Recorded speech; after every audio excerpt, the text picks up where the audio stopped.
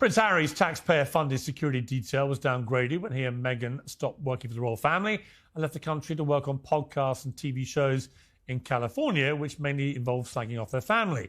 Harry still gets state-funded police protection in the UK. He just has to notify them of his trips on a case-by-case basis. He's not a working royal, therefore he doesn't get the automatic round-the-clock service that a working royal gets. Most of the public, almost all of the media, and other judges in one of Britain's top courts think that is fair enough.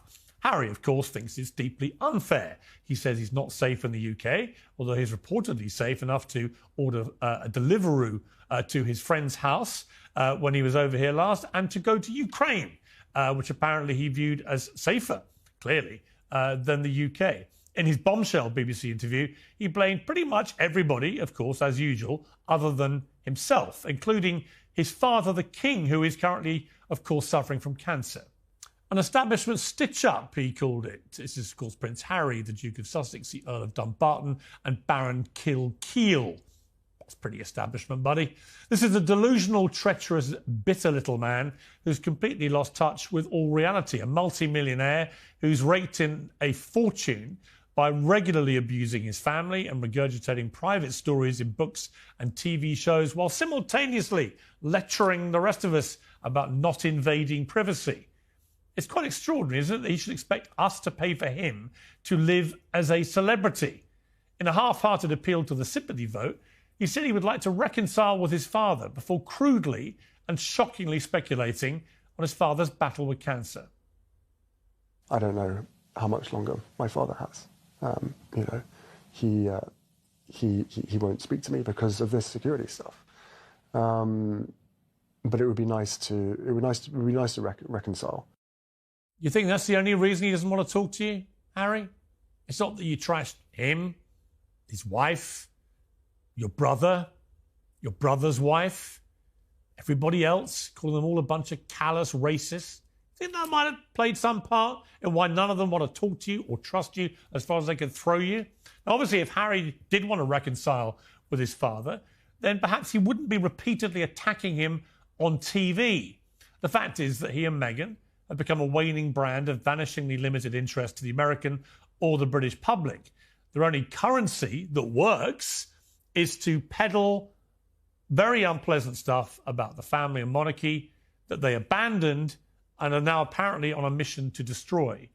Now, the King can end this feud, Harry's right, but not by shaking hands with this treacherous little weasel, but by stripping him and his wife of the royal titles that they love to use for commercial gain without doing any of the work that comes with being a working royal in this country. And we saw that, of course, as the VE Day celebrations happened this week. That's what a real royal does. They don't lounge in a California mansion spending the ill-gotten gains they make from trashing their family. Let's get real here. Prince Harry's interview with the BBC wasn't just tone-deaf. It was downright grotesque. In a week the UK was celebrating the bravery of VE Day veterans, Harry hijacks the narrative to whine about losing taxpayer-funded security. Seriously? And then he hits us with this line, "I don't know how much longer my father has." What? You don't speculate about a cancer-stricken monarch, your own father, on global TV, just to guilt-trip him into giving you security. That's not compassion. That's emotional blackmail. Well, to debate all this, I'm joined in the studio by Uncensored contributor and family lawyer Paula Rowan-Adrian and Vanity Fair royal correspondent Katie Nicholl, plus from the United States by the Daily Mail columnist Maureen Callahan and the LA-based royal commentator Kinsey Schofield. So welcome to all of you. I do want to start, Katie, by saying welcome back, because viewers may not know this as to why you've not been on this show for quite a while, but you actually, it turned out, were secretly, you didn't tell anyone, you were having your own battle with cancer. You wrote incredibly movingly about it. You've come out the other end. You look fabulous. Thank you. How are you? I'm fabulous. I'm doing very well, thank you. And delighted to be back doing what I enjoy doing. And actually delighted to see the King and the Princess of Wales, who have, of course, gone through their own cancer diagnosis, putting a spotlight on it, smashing stigmas and doing what the royal family do so well. So I just think that message is, listen to your body. If something doesn't feel right, get it checked out. Well, it's great to have you back. And I really mean that. We've been friends a long time and you went very quiet for a long period. We're all very worried about you. And now we don't have to worry. You look fabulous. So it's great to see you. Just to start with you, Katie, though, about what's gone on here. If ever we saw the two sides of these two, I call them two, because one's a renegade royal family operating in America, a sort of splinter group, and one is the actual royal family here doing what we expect of them. The contrast couldn't be more marked. People doing their duty today in front of hordes of people in London to celebrate the 80th anniversary of VE Day, obviously one of the great moments in the country's history. And then Harry, in the build-up to this, when it's the last thing the royal family would have wanted, out he comes spray gunning all the royals again, including his father, who, he tells the world now isn't talking to him, and disingenuously claims it's only because of his security issue, when, of course, it isn't. Well, it was extraordinary, and I've just come off the back of the coverage for the BBC for the VE Day commemorations, and you are struck with that sort of the irony of the situation. You've got the royal family up there representing the armed forces, a military family themselves, and of course the one serving member of the royal family, or the one who'd served 2 tours of Afghanistan, Prince Harry, was notable by his absence, and I think we'd all hoped that there would be an opportunity that he might be able to come back to Britain in some sort of circumstance. But frankly, actually, I didn't. Well, but his behaviour. I don't want them stealing all the attention away from the event, which is all they ever do. Well, coming over, yapping away, and then going back with all the new information they glean from their family to go and sell it onto American television. Well, it was very nearly overshadowed, of course, by that BBC interview, and very much the guidance we were getting from the palace is that, please, can we keep the focus of today on the veterans, on VE Day, which, of course, it was. But, Prince Harry has lost his place at that table. He has lost his place on that balcony. And let's be clear, voluntarily. Let me bring in Maureen. I mean, Maureen, I think you share my view of these two. What's interesting is a lot of people in Britain ask me, I've just been in America for a month, for example, along both coasts, and they say, what do Americans think of them? I said, you know what? I think they find them really dull. And the only interesting thing they think about them is when they're trashing their family, and it's all good, juicy, salacious gossip, which is what we saw again with Harry this week. But it's been diminishing returns for a long time. And as somebody pointed out to me today, they supposedly left to have a happiness and a freedom. And yet all we keep hearing is how trapped they still feel and how obviously unhappy they must be to keep complaining. There it is. Piers says what everyone's thinking. This isn't just a prince in pain. This is a man exploiting sympathy to regain privileges he walked away from. This contrast couldn't be more dramatic. You've got King Charles and Princess Kate battling illness with dignity. Meanwhile, Harry is sulking in California, taking cheap shots at the family that made him famous. Prince Harry, the only royal with real battlefield experience, was absent. Why? Because instead of serving, he was too busy serving up another pity party. And the palace had one clear request that day: focus on the veterans. But Harry couldn't help himself. Well, Piers, again, I hear this all the time, too, from the Brits. Like, what do Americans really think of Harry and Meghan? We despise them. We have had a conclave of sorts. We have come to a universal response. We are a single organism. We despise them. I loved how you described Harry and Meghan as sort of a splinter group of a royal camp in America. It made me think of, I think of them as sort of emotional terrorists. And I think of them, it's sort of like ISIS, being an outgrowth of Al-Qaeda, a splinter group. And that's what they're doing. And I listened very closely to that BBC interview, which was full of rage, grievance, a false claim, in my opinion, by Harry, that he wants resolution. He lives for unresolved conflict. Yeah. Otherwise, he's got nothing going. And also the implication, which shows you how paranoid, delusional, and utterly lost he is. Piers, he walked right up to saying, the royal family wants me dead.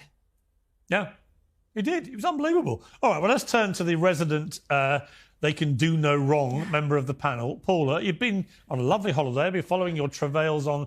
travails is not quite the right word.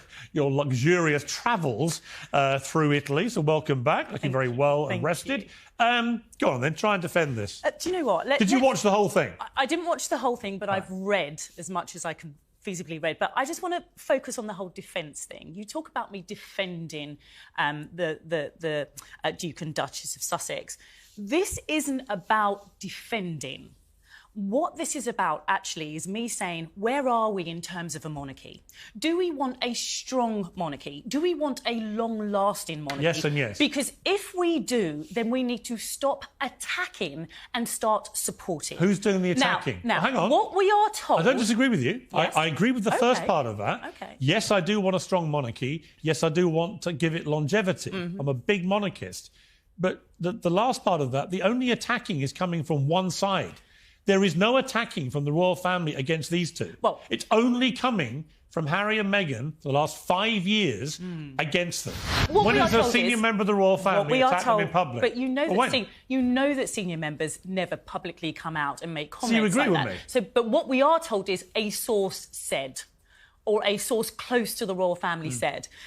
My point is, look, the royal family are in trouble as an institution.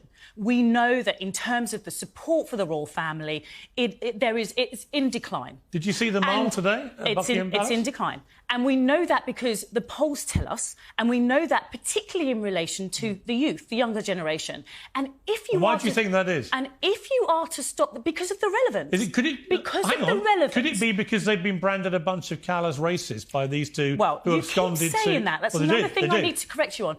They never said that their royal family were callous racists. Oh, they did? Those are your words. No, those are your words. Okay. And Prince Harry very clearly said those were not the words that he used to describe. No, he later blamed the media. He heard. Let me just remind you what they told Oprah Winfrey.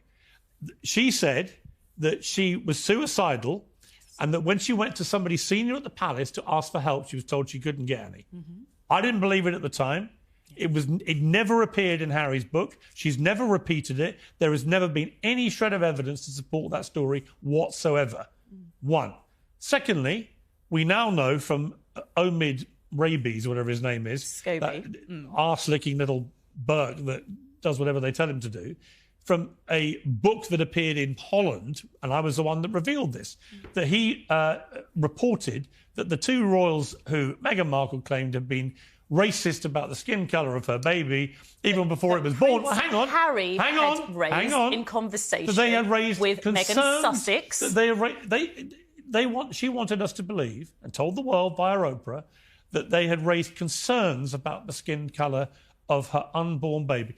In what world do you think it is likely that Catherine or Charles ever espoused a single racist undertone to any comment about the birth of their unborn child? And again, Paula, it never appeared in his book.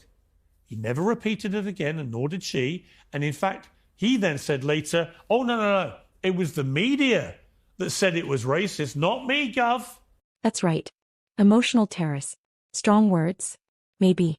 But when you leave the royal family, claim you want privacy, then profit off every secret they ever told you, what else would you call it? They call the UK unsafe, but go to war zones for PR photo ops. They call the royals racist but never repeat those claims in court. And let's not forget, every single time the family has a moment of dignity, the Sussexes steal the headlines.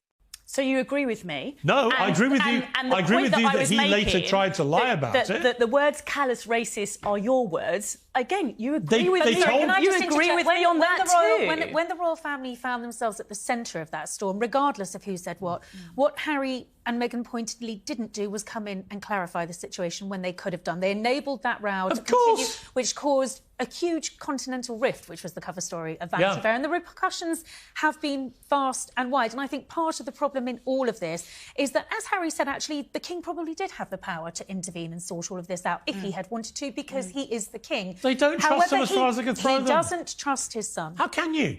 Even when he came back for Prince Philip's funeral, he wrote in his book about the private conversations that he, William and Charles had at the funeral, while simultaneously suing every newspaper he could for invading his royal privacy. I mean, the hypocrisy is beyond anything I've ever seen. What are you witnessing? You are witnessing a broken heart that is allowed to bleed openly. That is what we are witnessing. That's not what I'm witnessing. That is what you are witnessing. I'm witnessing an entitled, arrogant, bitter, twisted little man You are who's had his witnessing claws dug trauma. into by a manipulative LA lady, and the pair of them have got on a mission, a wrecking ball mission, to enrich themselves by abusing the very institution which bestowed the titles to them, which they used to make money. It is the worst example of double standard hypocrisy you could imagine. Let me bring in Kinsey, who's been waiting patiently. Kinsey, you're in LA. I was there recently. Like I say, I think Bill Maher said it last weekend that he just, the general view is just total apathy towards them now. Although I accept, as Maureen said, a lot of people really do hate them. But they're kind of viewed like a kind of like B sliding into C-list celebrities now. And my argument would be, okay, fine. If you want to exist as a C-list celebrity like everybody else in LA who's at that level, that's no problem.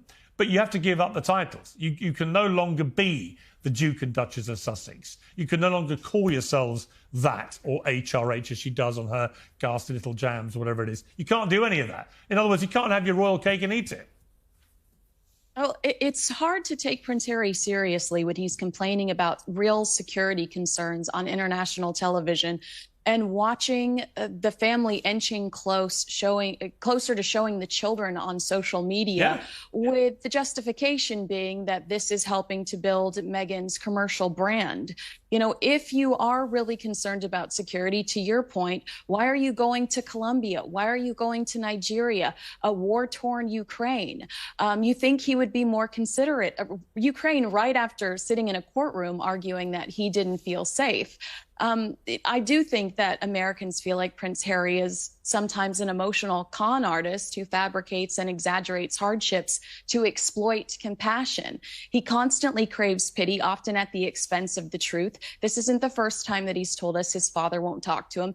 Meghan Markle told us on the Netflix series, Harry lost his father. Harry told Oprah Winfrey, my father's not taking my calls. It later was revealed, alleged by sources, that King Prince Charles at the time told Queen Elizabeth, I'm not an ATM, because those calls were about money. So Harry and Meghan, they have an issue when it comes to their memory and when it comes to the truth. They left the monarchy, but they didn't leave the titles, or the drama, or the cash. Omid Scobie? Silent. Tom Bradby? Silent. Even Hollywood's gone quiet. Meghan's podcast flopped, their Netflix buzz is fading, and now this? Harry's sympathy tour is running on fumes. And the British public? According to Piers, they're done. You know what, Maureen, is very interesting to me is that you don't see them with A-list stars anymore. And I think the reason for that is they've become very toxic. And also A-list stars, Except for Gwyneth Paltrow, well, quite recently. A-list. So Gwyneth, I don't know if you've got a response to that. Well, all right. There's one or two maybe in the last 2 years. But the point being, Maureen, that they had a lot of them around them to start with, Oprah and all the rest of them. But they've become so toxic. Most big stars now, they want the real royals rocking up at their events. They want them at their rock concerts. They want them at their movie premieres. They want William and Kate. They don't want the ones that everybody hates. So they're losing that cachet very fast. And it seems to me that Hollywood is abandoning them fast. Oh, 100%. I mean, they hit the ground running with alienating the A-list in Hollywood when right after Megxit, they went to that Disney premiere, recall, and Harry rocked up to Bob Iger, head of Disney, and said, hey, my wife over here who's just chatting casually with Jay-Z and Beyonce, never forget the Beyonce message, the text in the Netflix special, you were sent here to heal generational trauma. You know, she's available for voiceover work. You could see everybody recoil. Like, what is this? Nobody will go near them. To your point, I think more people are keeping their mouths shut about Sean Diddy Combs, whose trial started today for his sex crimes alleged, than want to be seen with these two. I think Gwyneth did a very savvy thing by doing a wordless, like 5-second clip on Instagram and then dispatching with Meghan Markle very quickly. And one other thing about this disgusting interview that Harry just gave to the BBC, which was supposed to be only 10 minutes in length, went 30, sounded more like a therapy session than any sort of actual news giving, whatever event. It's me, I. His father, Prince Charles, is battling cancer. He intimates publicly, I don't know how long. He actually says it. I don't know how long my father has left. Disgusting. He and Meghan are repeating history. They are doing to King Charles what they did to Prince Philip on his deathbed with that Oprah interview. They are doing what they did to the Queen in the run-up to her death, and then Harry's missives to the media. Oh, William and Aunt, they left without me. I wasn't on the plane. I got the call too late. Yeah. Me. I. They're doing it to the king, and I promise you, Piers, and I'm sure you see this coming. Once there is a King William, that door is well and truly shut, and the title's gone. Yeah, I think it might be heading that way fast now. I mean, Katie, you know, it just strikes me that these two, they've tried pretty much everything, but the royal door has slammed. I know a couple of people in the royal family who just say that I don't think almost anyone in the family is now talking to them. No. Possibly Eugenie still has a connection. That's tenuous after your last meeting with her, Well, which she didn't like very much. Yeah, I don't think you'll find both those sisters have the same situation with them. So I think that it's, you know, I just feel like the drawbridge is up. There's no, you know, I just don't see how Charles doesn't trust them for a reason. They've abused that trust so many times. Yeah, I mean, I think it's been the ultimate betrayal, first with Oprah, then the Netflix docuseries, and the many interviews, and of course Spare, which was just so damaging. And I think, you know, for the king, you know, I know sources very close to the king who say he desperately wants to see. I mean, can we just also see the human story in all this? You know, 2 little grandchildren who don't see their grandfather, a king who has cancer, who is doing well, and please God is going to live a long life and do well because he's doing the job brilliantly. But we don't know. And in all of this, a fracture in a family that we look to be a united royal family. I think he actually... And it's not. And it's not. Yeah, but... The king doesn't trust him. William doesn't speak to him. Even when he came to Prince Philip's funeral, Harry ran back and wrote about private conversations in his book. It's like he can't stop betraying people. And Piers is right. This is the final straw. If you're going profit off royal status while torching the monarchy every few months, you don't deserve to keep those titles. The Queen made it clear. No half in, half out. You're either royal or you're relevant. And right now, Harry's trying to be both. But he's failing at both. I think it's more that Charles has been so preoccupied with his health, which has clearly been a very serious situation. And I think as has Catherine, the Princess of Wales. They've all had more important but I think they're just too about. tired to think about these two. I mean, Paula, look, I'm trying to... All right, let's try and get to the humanity here, right? Yeah, I'm trying to think. I've got 3 sons. If one of them did this... As a father, obviously, when we've seen it actually with David Beckham, right now with Brooklyn Beckham, who snubbed all his 50th birthday, which I never thought would happen with that. He all seemed a very tight family. Yeah. And what did Brooklyn do? No offence to our American ladies down the line, but it seems to me every time one of these Brits gets involved with an American woman, all hell breaks loose in their family. I'm just casting aspersions across the pond because you're not here to defend yourselves physically with me in the room. But I told my son, stay away from the Yank women. That's a joke. It's a joke. But Paula, on the human side of this, let's try and get to the humanity. All right, so they've all fallen out. They've had a massive thing. You've got Harry behaving like an idiot, whatever. This picture, though, that she posted was so calculated. You know, after Harry says, well, you can't have any rapprochement until the security issue gets done. There's a picture of Harry walking away with his kids, one on his shoulder, one holding his hand from behind, using the kids again for promotional reasons whilst protesting they want privacy for their children, putting them in the public domain, but walking away. It's very deliberate, very calculated. It's like, we're walking away from you people. Charles, you might be suffering from cancer, but if you don't give me what I want, you're never seeing your grandkids. That's what that was about. Well, let's flip that. Let's flip your very negative view and try and look at It's not just me. And try. Oh, I appreciate that. Do you meet anyone that agrees with you these days? I appreciate that because the job that has been done in terms of helping this tragedy to widen to the extent that it has been fantastic. It has been so impressive. By who? And to answer By who? Maureen, By who? I don't know. Well, who? I don't know. Who? There are lots Megan of people who Could it be the 2 people guesses. who've been on Oprah, Netflix, podcasts, BBC interviews? Could it be those two who are the only ones in this whole saga doing any talking? It would be so easy, wouldn't it, just to blame one person. But we're talking we're talking about a family, and we're talking about a family tragedy. And Piers, you and I, we always have this backwards and forwards about everyone's truth, but we're dealing with a family, and you know that in a there's family, only one truth. And you know, in a family situation, the dynamics are seen from every single angle. OK, so that's looking at it humanely. The other thing that we need to consider is, as Katie quite properly said, we've got a grandfather here who's not been able to see his grandchildren. We have thousands of grandparents. Two grandparents. Because you have her father has never met, even met Harry. Yeah. Right? I mean, this is incredible. She's managed to... Meghan Markle, who'd already splintered... Meghan Sussex.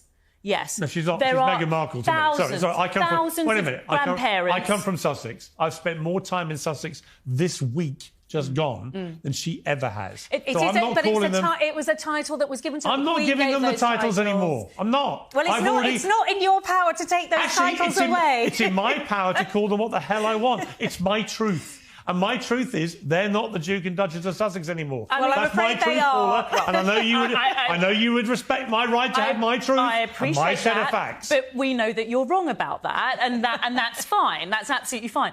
But you know, thousands of grandparents make applications to the family courts every year in an attempt to see their children. And what I understand from international, and you know this area very well. I know that very, very well. And what I understand from international reports, and Katie, you might correct me on this one, but what I've read actually is that the Princess of Wales and the Duchess of Sussex are attempting to reconcile the brothers, are attempting to reconcile Absolutely Harry untrue. with the father. I don't. Absolutely untrue. I really hope that what I've I'm told read... Prince William would literally rather shoot himself. Honestly, I hope that what I've read is utterly... true, because it's important. No, you are seeing a decline in the status of the monarchy. Because Together is stronger. Together is stronger. Do you accept that what Harry and Meghan have done for the last 5 years has damaged the monarchy?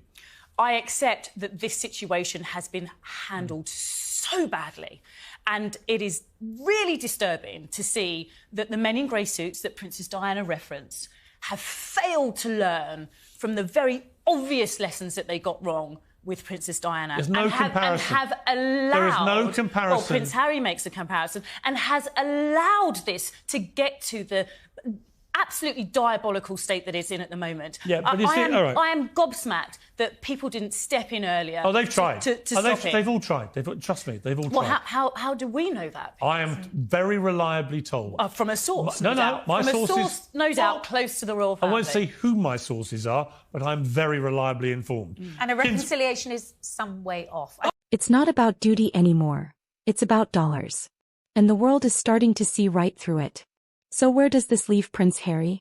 Estranged from his family, mocked in the press, and defended only by Meghan, who might be the architect of this downfall. The fairy tale is over. No. The exile begins. That's our full breakdown of Harry's BBC meltdown. If you think he's gone too far this time, hit that like button, subscribe for more real talk, and drop a comment. Should King Charles finally strip Harry and Meghan of their titles? Let's talk about it. Over my dead body. I'm told that is the verdict of Prince William to the idea of any type of reconciliation with his brother, Prince Harry, his increasingly desperate, his increasingly deluded brother, Prince Harry. And it's not just my reporting that suggests William is 100% opposed to any type of rapprochement with his dastardly brother, not to mention, by the way, the woman who caused all the issues in the first place, Meghan Markle.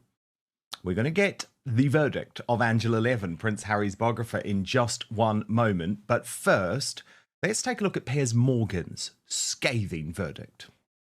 This is a delusional, treacherous, bitter little man who's completely lost touch with all reality, a multi-millionaire who's raked in a fortune by regularly abusing his family and regurgitating private stories in books and TV shows while simultaneously lecturing the rest of us about not invading privacy. It's quite extraordinary, isn't it, that he should expect us to pay for him to live as a celebrity.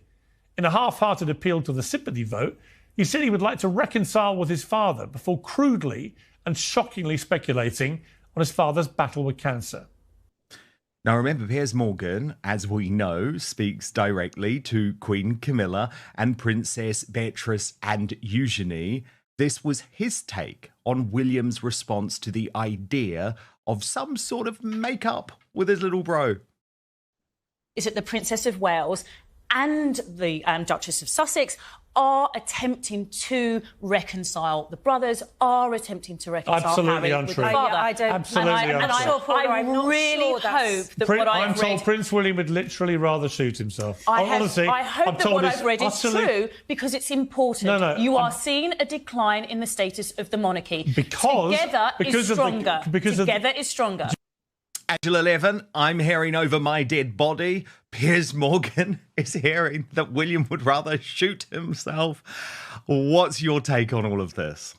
Well, I mean, Harry has been absolutely revolting, hasn't he? Yep. That's not the way to behave. But it's also so mixed up. One sentence is saying, you know, I will forgive them. Even that's sort of pretty ghastly, but I will forgive them. I want to be there. I want to make it all right. And the next, he's suggesting what absolutely the king and the rest of the royals don't want, that he will come and talk and sell everything off to somebody to earn some money of whatever they said, particularly with his father's illness of cancer. You have to be very careful who you discuss it with. And it's obvious that he doesn't want to say exactly what type it is, and we must abide by that. Prince William is done playing nice. According to Dan Wooten, William's response to the idea of reconciling with Prince Harry was blunt and brutal. Over my dead body. Let that sink in for a moment. This is the future King of England saying he'd rather shoot himself than make peace with his brother. And honestly, after everything Harry's done, the Netflix series, the bombshell memoir, and now this latest plea for sympathy, can you blame him? Piers Morgan doesn't hold back, calling Harry a delusional, bitter little man who's made millions trashing his own family. And you know what? William's over my dead body reaction makes a lot of sense when you consider that Harry is now dragging King Charles's cancer battle into the spotlight. This is supposed to be his father, a man he supposedly wants to reconcile with, and yet he's using his health as a talking point to gain sympathy. Disgusting or desperate? You decide. But Harry wants to, I think it all goes back to Meghan, who wants to destroy the royal family. And whatever he says, whatever he tries to do, it's got to have this part that is going to kill it off. He says he's going to stay with the Prime Minister and with the and try and get him to sort of change things so that he can change the law. Having spent week after week and now being responsible for paying £1.5 million for all the people who've been speaking on his behalf or not speaking on his behalf. So it's just the most biggest nasty mess. And actually what really has made lots of people feel sick is his way of saying, well, my father, I don't know how long he's going to live. Well, yes, now, actually, let's take a look at the moment that he said exactly that, and then you'll see how Piers Morgan responds. How much longer my father has. You know, he won't speak to me because of this security stuff. But it would be nice to reconcile.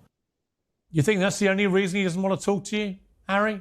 It's not that you trashed him, his wife, your brother, your brother's wife, everybody else, calling them all a bunch of callous racists. Think that might have played some part in why none of them want to talk to you or trust you as far as they can throw you? Now, obviously, if Harry did want to reconcile with his father, then perhaps he wouldn't be repeatedly attacking him on TV. The fact is that he and Meghan have become a waning brand of vanishingly limited interest to the American or the British public. Their only currency that works is to peddle very unpleasant stuff about the family and monarchy that they abandoned and are now apparently on a mission to destroy. Now, the king can end this feud, Harry's right, but not by shaking hands with this treacherous little weasel, but by stripping him and his wife of the royal titles that they love to use for commercial gain without doing any of the work that comes with being a working royal in this country. And we saw that, of course, as the VE Day celebrations happened this week. That's what a real royal does. They don't lounge in a California mansion spending the ill-gotten gains they make from trashing their family. And Angela, I think there is this increasing pressure coming down on the king to just say enough is enough. I mean, remember, Angela, in this interview, Harry comes very close. I mean, I would actually argue that he does clearly suggest that the royal family was trying to kill him.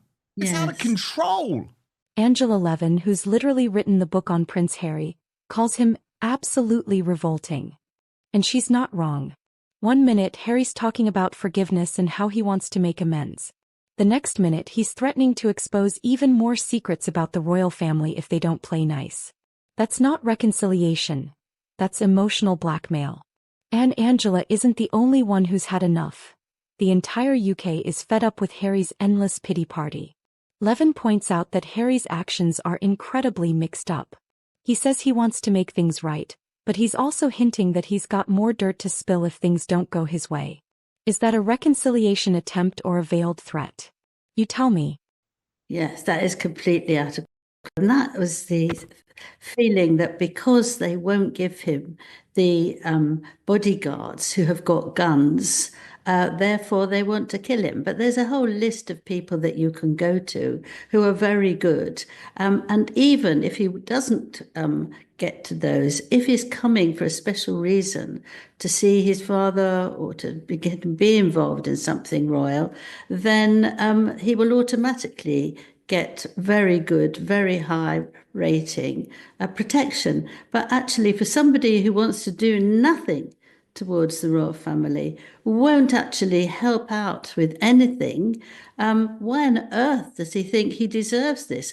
He says because he wants to bring his children, but that's not an answer. The children couldn't care less because they don't know anything about it. Meghan says she's never going to come, but you see, if she got 24/7 protection, she'd be there and she'd be taking as much information as she could, which she would then offer it to Netflix. You see, you can't trust them, what they're doing. That's why people can't talk to them. I remember that Princess Anne said something, I think it was after Prince Philip's death, and she said, the only thing we can talk about, Harry, now is the weather.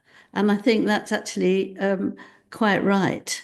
So it's been going on for years, and he won't absolutely accept it or understand it or make some sort of offer. He can't just say, well, I think I will forgive them now, and not want to apologise himself. He's got masses to apologise, masses and masses. And Meghan, of course, won't let him because her attitude is extraordinary. If anybody's trying to kill the royal family, it's her. The royal family is not trying to kill him. And especially given the stress she put the late Queen Elizabeth II and Prince Philip under. In this latest episode of Piers Morgan Uncensored, Angela, he's also gone back a little bit, but it really is worth listening to because remember he lost his job at ITV's Good Morning Britain for claiming that Meghan Markle was lying in her Oprah Winfrey interview, something that we both believe and have been able to prove over the years that she most certainly was. Well, Piers now thinks he can deliver the proof that Meghan and Harry both lied to Oprah. Watch this. Those are your words. Okay. And Prince Harry very clearly said those were not the words that he used to describe. No. He later blamed the media. He heard. Let me just remind you what they told Oprah Winfrey. She said that she was suicidal and that when she went to somebody senior at the palace to ask for help, she was told she couldn't get any. I didn't believe it at the time. It never appeared in Harry's book. She's never repeated it. There has never been any shred of evidence to support that story whatsoever. One. Secondly, we now know from Omid Rabies, whatever his name is, that arse-licking little bird that does whatever they tell him to do, from a book that appeared in Holland, and I was the one that revealed this, that he reported that the two royals who Meghan Markle claimed had been racist about the skin colour of her baby even before it was born. Well, hang on. Harry had raised in conversation that they had raised with Meghan Sussex. That she wanted us to believe, and told the world via Oprah, that they had raised concerns about the skin colour of her unborn baby. In what world do you think it is likely that Catherine or Charles ever espoused a single racist undertone to any comment about the birth of their unborn child? And again, Paula, it never appeared in his book. He never repeated it again, and nor did she. And in fact, he then said later, oh, no, it was the media that said it was racist, not me, Gov. And Angela, why this matters so much is that this was the red line. It's like Prince Harry can go on to the British Bashing Corporation, the BBC, and say, I want a reconciliation. But I'm sorry, until you apologise, until you admit that you lied, until you admit that Charles and Catherine did not make a racist comment, there is no going back. And I do not blame William one bit for his position, because it was made abundantly clear to Harry before the publication of Spare, before the Netflix series, that if he wanted any way back, he had to be careful in certain areas. And not only was he just not careful, Angela, he actually went so far. And here's the elephant in the room, Meghan Markle. Dan Wooten hints that Meghan is pulling the strings behind Harry's every move. Think about it. Since meeting Meghan, Harry's distanced himself from every single member of his family. First it was the Queen, then it was his father. Now it's his own brother. If William is saying over my dead body, it's probably because he sees exactly what's happening. Harry is being manipulated by a woman who's got everything to gain from this family feud. Meghan keeps claiming she felt unprotected by the royal family. But let's flip the script. Who's really unprotected here? William, who's watching his brother turn into a walking tabloid headline? Or Harry, who's lost every single ally he once had? Yeah, well, that book is absolutely repulsive, isn't it? But I have said time after time, I don't understand why all these ghastly things are in it. If he felt that he wanted to make amends in the future, I mean, it's a ridiculous thing to do. But I wondered who encouraged him to do that? Who encouraged him to say that he'd killed 20 people in Afghanistan? Who will tell him that he has done all sorts of difficult and horrible things and then pretended that they're not there? I can't understand it.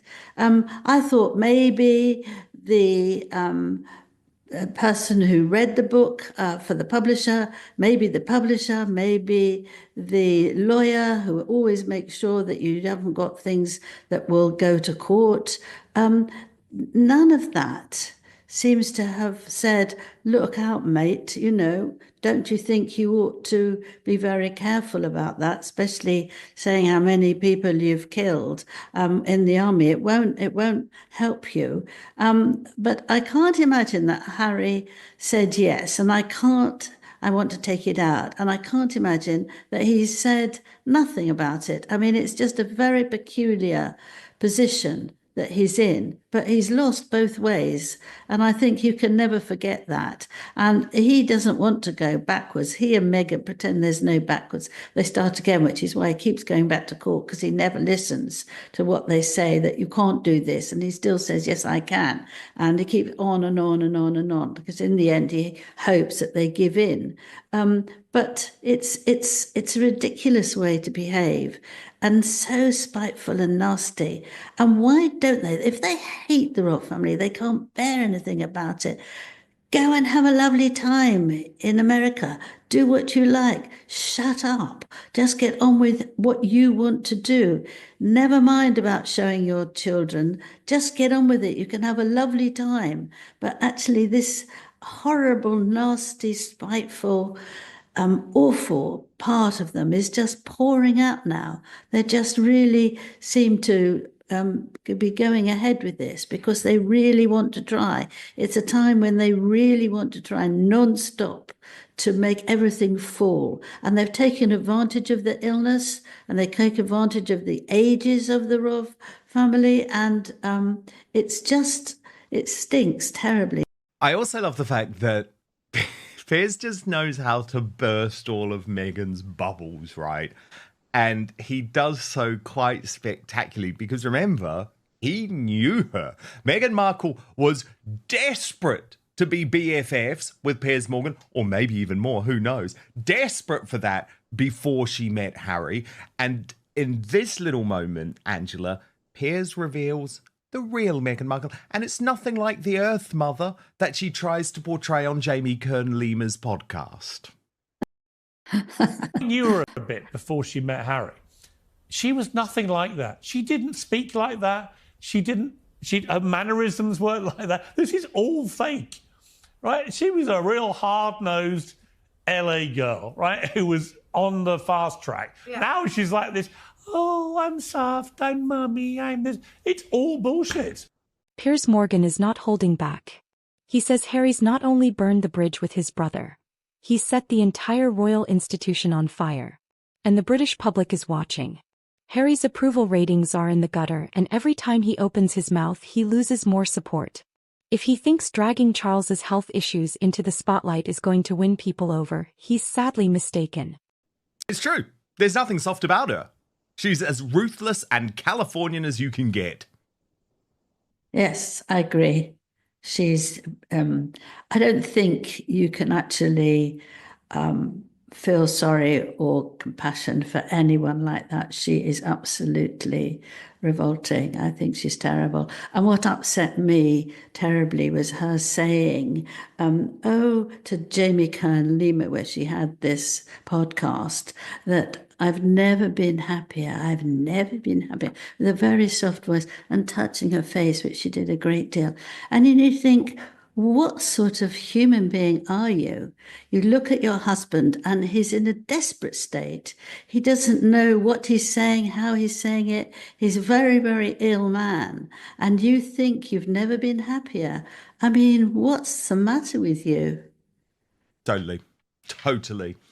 Now, Angela, because it was VE Day, or just for people outside of the United Kingdom to explain, it was the bank holiday yesterday. So everyone was off work in the United Kingdom, and that's why there was this incredible celebration for VE Day where we saw all of the royals. But what it also meant is that there's been a lot of political heat on Prince Harry because his comments, which have reverberated all weekend, especially in regards to the King's health, unfortunately did take some shine off what was a wonderful day. And Nigel Farage, during the fly past and the balcony appearance on GB News, was extremely critical of Prince Harry. He is, of course, the favourite at the moment to become the next Prime Minister of the United Kingdom, which makes this very interesting. I mean, again, for people outside of the United Kingdom, politicians don't usually like to get involved in the business of the royal family, the personal business, but that is extremely tough criticism from Nigel Farage, potentially the next Prime Minister of the United Kingdom. Oh, good for him, actually. I think that he was quite right to do that. I think when things get to a certain level, you have to forget about what job you've got and what you've really, got to say, and actually speak from your heart. And actually to respect the king is very important. Even if he doesn't follow the monarchy. I mean, it's just common sense that you do pay respect to the people who are in our monarchy, and we want to thank them. And it was very lovely because you could feel British and everything was going right, and that we are the country that makes wonderful efforts to make celebrations for these things. 80 years is a long time, and it's wonderful that they can do it, that the soldiers will march, and there'll be wonderful things and beautiful people sitting there looking at the sky to see the planes. And there's something very, very special about it, I think, that we do very, very well. This is beyond redemption. Wooten even suggests that Harry is lining up his next Woe Is Me memoir. At this point, what more can he say? He's already trashed his family, his country, and his brother. What's next? An Oprah sequel? A Netflix special called How I Lost Everything? Because that's the direction he's headed. So where does this leave Harry and Meghan? Dan Wooten says it best. They're becoming toxic even in Hollywood. Once you've burned every bridge with your family and made millions off your personal drama, what's left? How many more people can Harry throw under the bus before he realizes he's the one being driven off a cliff? And Meghan? Well, as long as she's got Harry isolated and desperate for relevance, she's got exactly what she wants. Angela Levin issues a stark warning. Harry is running out of allies. And once Meghan's had her fill of drama and cash, will she stick around? Or will Harry find himself alone and exiled from both his family and the public? That's the million-dollar question. All right, folks, that's today's breakdown of William's explosive, over my dead body response to Harry and Meghan. If you think Harry has finally crossed the line, hit that like button, subscribe for more royal revelations, and drop a comment below. Is William right to shut the door on Harry? Or is there still hope for reconciliation? Let me know what you think.